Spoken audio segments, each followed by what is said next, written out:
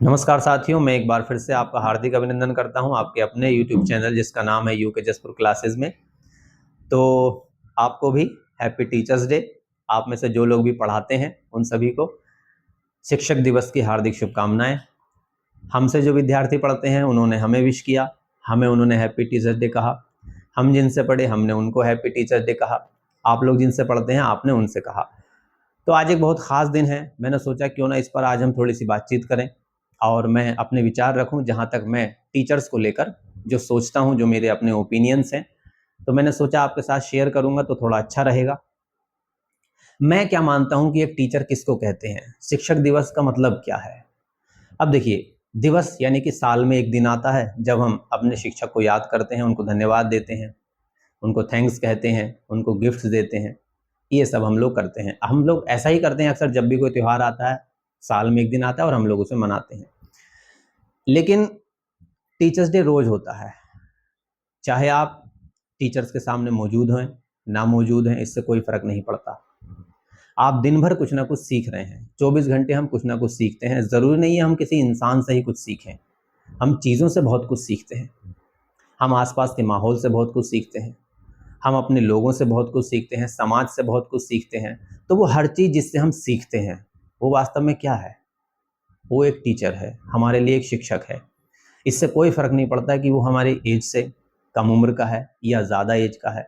वो हर व्यक्ति, वो हर चीज़ जिससे हम कुछ ना कुछ सीखते हैं, चाहे वो हमारा एक्सपीरियंस ही क्यों ना हो, वो सब हमारे लिए शिक्षक का काम करता है। तो शिक्षक की डेफिनेशन मैं नहीं चाहता कि केवल एक व्यक्ति तक सीमित रहे। आज के बाद आप शायद मेरी बातों को सुनने के बाद अपने विचार चेंज करेंगे कि केवल एक शिक्षक ही हमें सब कुछ नहीं सिखाता, बल्कि हमें आसपास की दुनिया और हम अपने आप से भी बहुत कुछ सीखते हैं। तो वो हर चीज़ जो हमें कुछ सिखाती है वो हमारे लिए क्या है, शिक्षक है। और हम हर रोज़ कुछ ना कुछ सीखते हैं। तो शिक्षक दिवस इसका मतलब क्या हुआ, रोज़ाना रहता है, हर रोज़ रहता है। अब बात करते हैं कि एक शिक्षक को कैसा होना चाहिए। क्या शिक्षक केवल वही है जो स्कूल जाता है, कुछ विद्यार्थियों को पढ़ाता है, वो कुछ घंटे वहाँ बिताता है और उसको एक सैलरी मिलती है, हर महीने उसे सैलरी मिलती है, वो अपना काम ख़त्म करता है। यानी कि अगर हम इसको केवल एक प्रोफेशन के तौर पर देखते हैं तो मेरा ऐसा मानना है कि हम कहीं ना कहीं शिक्षा के क्षेत्र में अन्याय कर रहे हैं, हम उसके साथ जस्टिफाई नहीं है। वास्तव में एक टीचर होना किसे कहेंगे? एक टीचर होना वो है जो आज अपने सामने बैठे विद्यार्थी को इस रूप में देख पा रहा है कि ये विद्यार्थी अब से 15 साल बाद, 20 साल के बाद, 30 साल के बाद इस समाज का नेतृत्व भी कर सकता है।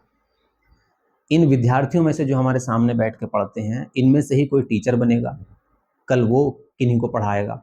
इन्हीं में से कोई इंजीनियर बनेगा, इन्हीं में से कोई डॉक्टर बनेगा, हो सकता है कोई नेता बने, कोई कुछ बनेगा, कोई कुछ बनेगा।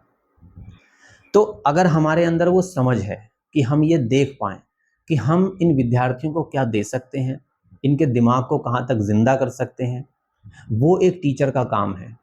टीचर का काम सिर्फ इतना नहीं कि वो किताबों में कुछ बातें लिखी हैं, वो विद्यार्थी को जाके बता देनी है कि भाई ऐसा-ऐसा है, या बस अपना काम ख़त्म करना है और भैया बस हो गया, हमने अपना काम निपटा दिया, हमें अब पैसे मिल जाएँगे, बात ख़त्म हो गई। नहीं, अगर आपके पास वो नज़र नहीं है जहां आप ये देख पाएँ कि ये आज जो विद्यार्थी है ये कल समाज में, हो सकता है कि कल ये विद्यार्थी टीचर बने और मेरा कोई बच्चा वहाँ पढ़ने के लिए जाए, तो मैं अगर आज उसके साथ अन्याय करूँगा, ठीक से नहीं पढ़ाऊँगा या इस बात का ध्यान नहीं रखूँगा, तो मैं ये कैसे उम्मीद करूँगा कि कल जब मैं अपने बच्चे को पढ़ने भेजूँगा तो वो उसको पढ़ा पाएगा। मतलब एक टीचर को विज़नरी होना बहुत ज़रूरी है। वो अपनी ज़िंदगी में ठीक है, जैसी भी उसकी अपनी ज़िंदगी है, मगर एज़ ए टीचर उसको विज़नरी होना बहुत ज़रूरी है ताकि वो समझे, वो देख पाए अगले 20 साल, 50 साल के बाद के समाज को। अगर वो ये नहीं देख पा रहा है, तो शायद कहीं न कहीं चीज़ें अभी उसकी समझ में नहीं आई हैं।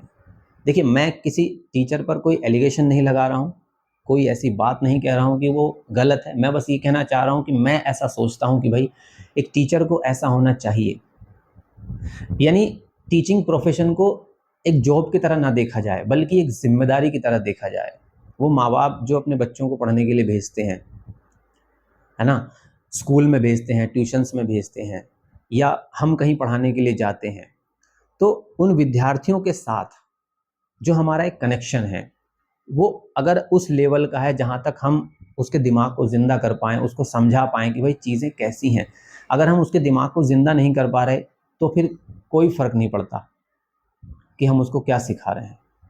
वो बस क्या करेगा, चीज़ों को याद करेगा, एग्ज़ाम में लिख देगा, पास हो जाएगा।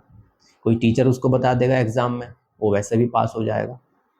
यानी हम उसको एज़ ए प्रोफ़ेशन तो कोई चीज़ अपनाने के लिए मजबूर कर सकते हैं कि भाई आप ये बन जाना, वो बन जाना, टीचर बन जाना, डॉक्टर बन जाना, इंजीनियर बन जाना। मगर हम उसको ये क्यों नहीं बताते कि भाई आप पहले एक अच्छे इंसान तो बनिए, फिर आप जो भी काम करेंगे, फिर आप जिस भी प्रोफ़ेशन में जाएँगे, आप उसको अच्छे से ही करेंगे क्योंकि आप भीतर से अच्छे होंगे।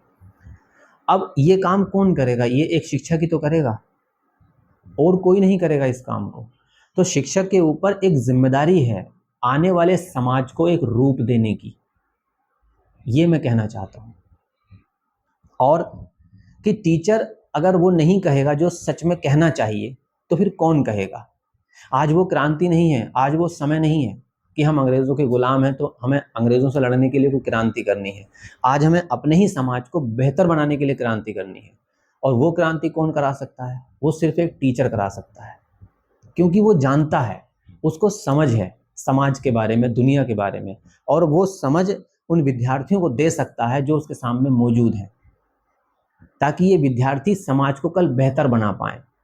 यानी हम जो काम करते हैं एक टीचर होने के नाते, वो हम आज के लिए नहीं कर रहे हैं। हमारे हो सकता है उस काम का रिज़ल्ट हमें आज ना मिले, हो सकता है 10 साल बाद मिले, 20 साल बाद मिले, कितने समय बाद मिलेगा, हो सकता है हम तब ना रहें दुनिया में, और तब कोई हमारा पढ़ाया हुआ विद्यार्थी हमारे बारे में चर्चा करे कि उन्होंने मुझे पढ़ाया था और उन्होंने ये बात मुझे सिखाई थी और मैं आज ऐसा कर पा रहा हूँ।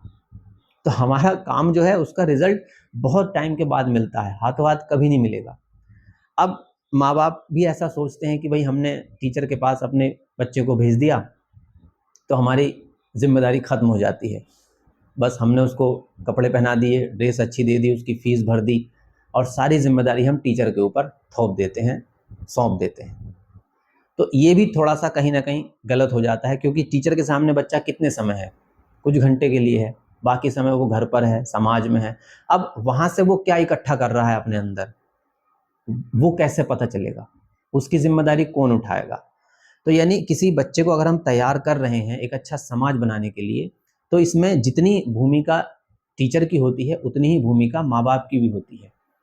माँ-बाप को भी ये समझना चाहिए कि हमें भी कहीं न कहीं अपनी परवरिश पर ध्यान रखना चाहिए, ताकि टीचर के साथ भी तालमेल आराम से बैठ सके और जो विद्यार्थी है वो अच्छे से तैयार हो।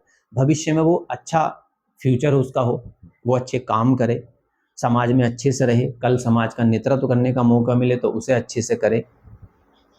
अब टीचर को यानी क्रांतिकारी होना ज़रूरी है।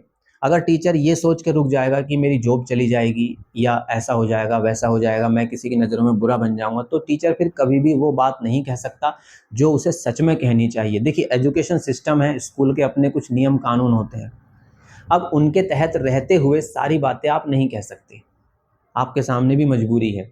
मगर फिर भी अगर आप कोई ऐसा रास्ता निकाल सकते हैं जहाँ आप ये बता पाएँ अपने विद्यार्थी को कि भाई क्या सही है और क्या नहीं है, और अगर स्कूल सिस्टम में भी कुछ ऐसी चीज़ें हैं जो आपको लगता है कि उनमें चेंजेस होने चाहिए, उनमें बदलाव होने चाहिए, ताकि हम चीज़ों को थोड़ा ठीक से दे पाएँ अपने विद्यार्थियों को, तो वो भी करना चाहिए। ये एक टीचर का काम है। अब कोई और दूसरा व्यक्ति बचा नहीं है समाज में जो ये बता पाए कि भाई इस तरफ चलो, यही तरीका सही है, अब कोई नहीं बता रहा है सिवाय टीचर के। तो शिक्षक होना देखिए कितनी बड़ी ज़िम्मेदारी हम लोगों के ऊपर आ जाती है। तो ये कुछ बातें थी, मैं न जाने कितना इस पर बोलता चला जाऊँगा। पता नहीं मैं अपनी बात आपको समझा पाया हूँ या नहीं, लेकिन वीडियो को यहीं ख़त्म करते हैं। कभी मुझे मौका मिलेगा तो और डिटेल में हम लोग इस बारे में चर्चा करेंगे। तब तक के लिए सभी को नमस्ते, जय हिंद, अपना ख़्याल रखिए, खुश रहिए, ईश्वर आपका भला करे।